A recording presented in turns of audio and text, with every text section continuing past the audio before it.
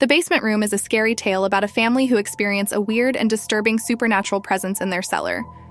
Years ago, my family went on a vacation in Cape Cod, and we rented a small old house to stay in for 2 weeks. On the main floor was the kitchen, the living room, and a bathroom. The bedrooms were on the second floor. There was a basement room downstairs with a washer and dryer, a sofa, and a television. On the first night, we were all awakened by a terrible scream from my sister's bedroom. When my dad burst into her room and turned on the light, he found her sitting up in bed, screaming and crying. My parents sat with her and comforted her until she finally calmed down enough to tell them what had scared her. She said that she had been awakened in the middle of the night by a horrible stench. When she opened her eyes, she had seen the entire bedroom soaked in blood from top to bottom. There was blood all over the floor, bloody handprints on the walls, and blood spatter all over the ceiling. We all thought that she had just been having a nightmare, but she refused to go back into her bedroom and stayed in our parents' room for the remainder of the holiday. One evening, my mother was cooking dinner in the kitchen upstairs, and my father had gone out on an errand in a nearby town. My sister and I were in the basement room watching TV, when all of a sudden the light bulb popped and the TV went off, leaving us in complete darkness. The basement was unfinished and had old stone walls, making it a bit of a creepy place. For a few seconds, we just froze, not knowing what to do. Then we started to smell something horrible. It was a terrible stench, and when it hit our noses, we felt nauseous. It smelled like rotting flesh. The smell quickly grew worse and worse, and then we just heard a scratching in the darkness. Something seemed to be scratching at the floor or the walls. We screamed and began scrambling around in the pitch black, trying to find the door. Eventually, we managed to open the door and ran upstairs screaming to our mother. We kept telling her about the disgusting smell, and we heard something scratching and scraping around down there. My mother eventually agreed to go down to the basement, replace the bulb, and check out the source of the horrible smell. She took a flashlight and a new bulb and disappeared into the darkened basement as we waited for her at the top of the stairs. We expected her to return quickly, but she seemed to be down there for an eternity. Suddenly, we saw her emerge out of the darkness and come running up the stairs. She slammed the basement door behind her and bolted it as fast as she could. She turned to us, and we could see her face had completely drained of color. Her eyes were wide with fear, and she just said, "I don't want you going down there again." Then she went into the kitchen and called the police. We overheard her conversation on the phone and managed to figure out that she'd seen someone down in the basement room. As we waited for the police to come, we huddled together in the living room, staring at the basement door. At any moment, we expected to hear someone banging on it or trying to break it down. My mother refused to tell us what she had seen. When the police arrived, my mother greeted them at the front door and ushered them inside. She unbolted the basement door, and they went down into the darkness with their flashlights out and their guns drawn. They searched the entire basement room, but found nothing. There was no other way out of the basement. No windows, no doors. Whatever was down there would have had to come up through the basement door. After the police left, my mother finally revealed what she had seen down there in the pitch-black basement room. As she spoke, she became very still and quiet. She said that she had been changing the light bulb downstairs when she began to smell the horrible stench we had described to her. Then she started to hear a faint scratching noise. She shone her flashlight around the room and suddenly caught sight of something crouched between the washer and dryer. It was a man, crouched on all fours. His clothes were tattered, his hair was wild and tangled, and his face didn't look human. It was twisted in an expression of pure hatred. In that split second, he looked up at my mother, his eyes reflecting the beam from her flashlight. Then he suddenly crawled forward and disappeared through a wall. When my mother saw him simply vanish into thin air, she dropped the flashlight and ran. After that, none of us would go down in the basement. We kept the door locked and bolted.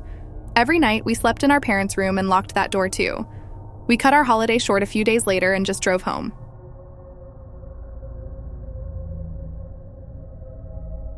Friends Forever is a spooky urban legend from Spain about two young girls who take a blood oath, promising that they will always be together.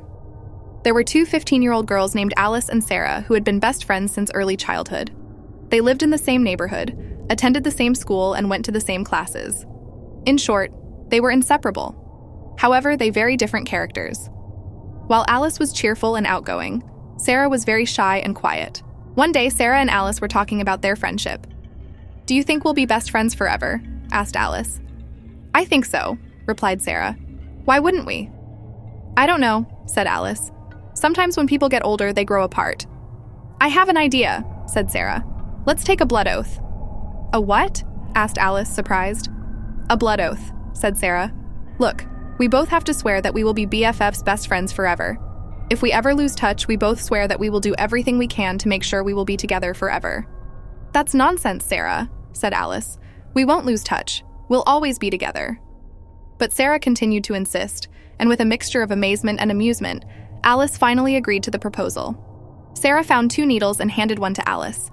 The girls took a piece of paper and wrote "Best Friends Forever" on the top, and then signed their names at the bottom. They lit a candle and heated the tips of the 2 needles in the flame. Taking their needles, both girls pricked their index fingers and each smeared a drop of blood next to their signature. Their blood oath was now sealed. As the years passed, the girls grew up and left school. Alice went away to college in another city, while Sarah stayed in their hometown and got a job in a local store.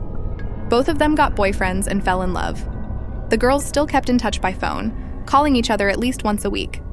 When Alice had completed her law degree, she got a good job and decided to get married. The couple bought a house and settled down. A few years later, they had a beautiful baby boy. Alice was so busy with her family that she rarely found time to call Sarah. It wasn't long before the phone calls stopped completely, and the friends lost touch with each other. Although Alice would sometimes still think about her best friend from her youth, she never took the trouble to pick up the phone and call her. In the end, life had led the 2 women down different paths, and they had not seen each other since they left school. One night, Alice had a horrible nightmare. She was driving along an endless highway when suddenly a truck in front of her began to swerve into her lane. The truck skidded and then collided with her car. She woke up suddenly, soaked in sweat. Just as she was trying to calm herself down, she heard her front doorbell ringing. She glanced at the clock by her bedside and realized it was after 3 a.m. Her husband was fast asleep on the other side of the bed. At that moment, the doorbell rang again, insistently. Wondering who could be coming to visit at that time of night, Alice got up, threw on her nightgown, and went downstairs. When she opened the front door, she was shocked to see a woman standing on the porch. The woman was terribly pale, extremely haggard, and had a huge bleeding wound on her forehead. Although she had changed a lot, Alice recognized her immediately. It was her old friend, Sarah. "Sarah, what happened?" she cried. Sarah just stared at her. "Come in out of the rain," said Alice. "Are you hurt?" Sarah didn't move from where she was.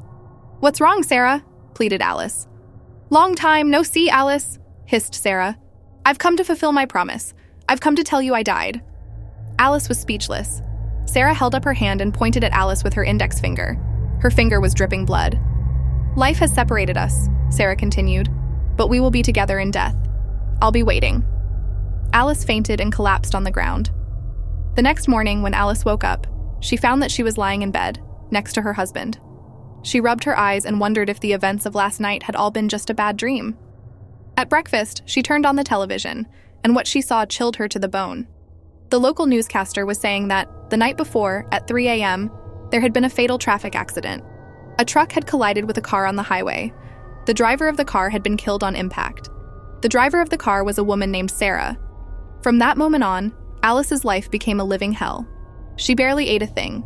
She forgot to pick up her child from school, and when she went to work, she couldn't concentrate on her job. Every night, she had the same terrible dream. She would awake to the sound of the front doorbell ringing. She would open the door and find Sarah standing there, her bloody index finger pointing straight at Alice. Each time, she said the same thing. "I'll be waiting." Each morning, Alice awoke in a cold sweat. She looked down and her bedsheets would be streaked with blood. She felt an excruciating pain in her finger, and when she looked, her finger was covered in blood. Her husband did not understand what was happening. He took his wife to see a doctor and a psychiatrist, but neither of them could find any explanation. Alice's condition only grew worse, and in her nightmares, she began seeing Sarah standing at her bedside, pointing with her bleeding finger. One night, the husband was awakened by a dreadful noise. It was the sound of breaking glass. He ran out to the bathroom and discovered that the window was broken. Peering outside, he saw Alice lying on the sidewalk, her limbs askew. The horrified man rushed downstairs and out the front door. There was a pool of blood around his wife's head. Beside her, on the pavement, someone had written in her blood, "Friends forever."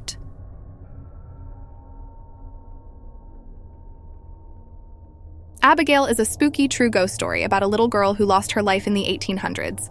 They say her ghost haunts the Spooner House in Plymouth, Massachusetts. Many years ago, there was an 8-year-old girl named Abigail Townsend who lived in the Spooner House in Plymouth, Massachusetts. Her father was a fisherman and was away at sea most of the time. Abigail never had a good relationship with her mother, but whenever her father left, things got much worse. Her mother became very abusive, and Abigail always feared her father leaving because of what her mother might do. One day, Abigail's father failed to return from one of his fishing trips. Abigail's mother blamed the poor girl for her father's disappearance and took her anger out on the child. One night, poor Abigail died under mysterious circumstances. Her mother claimed it was a bad tooth that killed her daughter, saying Abigail's toothache turned into an abscess, and the infection spread, killing her. Many people refused to believe her story and suspected Abigail's mother had murdered her in a fit of rage. Ever since that time, the ghost of Abigail has haunted one of the upstairs bedrooms in the Spooner house. People claim to have seen her ghostly figure peeking out of the top window and playing with the shutters. The Spooner house is now a museum. In 2005, workers hired to do renovations knocked on the door, which was opened by a little girl in an old-fashioned white dress. When the manager arrived later, he was shocked to see the workmen already inside and asked who had let them in. They replied, "The little girl did." Confused, the manager asked, "What little girl?" They searched the entire house, but no girl was found. Spooked, the workmen gathered their tools and quit on the spot. A woman who once lived next door claimed she woke one night to find Abigail standing at the foot of her bed. According to legend, if you stand in the street in front of Abigail's house and say, "Abigail, come play," you will see the ghostly figure of the little girl standing in the upstairs window.